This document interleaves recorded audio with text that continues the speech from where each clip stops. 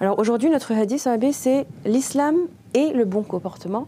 Pas et mais le verbe être. Donc l'islam, c'est le bon comportement. Mais qu'est-ce que ça veut dire? Donc concrètement, c'est quoi le bon comportement, Abbé, selon toi? Alors pour moi, le bon comportement, ça consiste à avoir une attitude agréable, positive auprès des autres.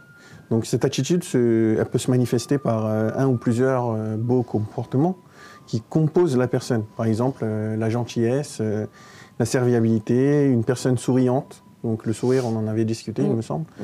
La douceur, etc. Donc plus le musulman ou la musulmane ont de nobles caractères en eux, et plus leur comportement auprès des géants est bon, je pense. Oui. D'ailleurs, donc notre religion recommande à ses adeptes le bon comportement en toutes circonstances. C'est-à-dire de se montrer bon avec tous ceux qui nous entourent, y compris donc, les humains, les animaux, l'environnement, vraiment tout. Et souvent, on se trompe de croire que la piété, ça consiste seulement à s'acquitter des obligations Quand on dit piété, c'est la croyance. C'est ça, c'est le degré dans la religion, quoi. Et que en fait, on se trompe, donc en croyant que la piété, elle consiste uniquement en ça, et qu'elle ne comprend pas forcément nos relations avec les gens, avec notre entourage.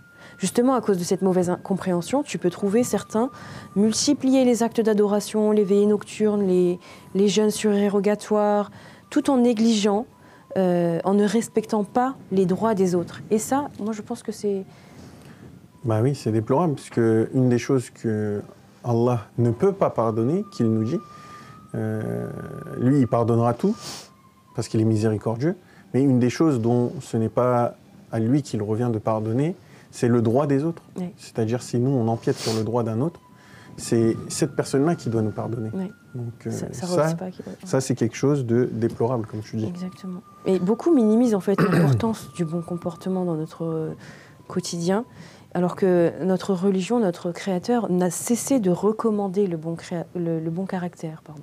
Effectivement.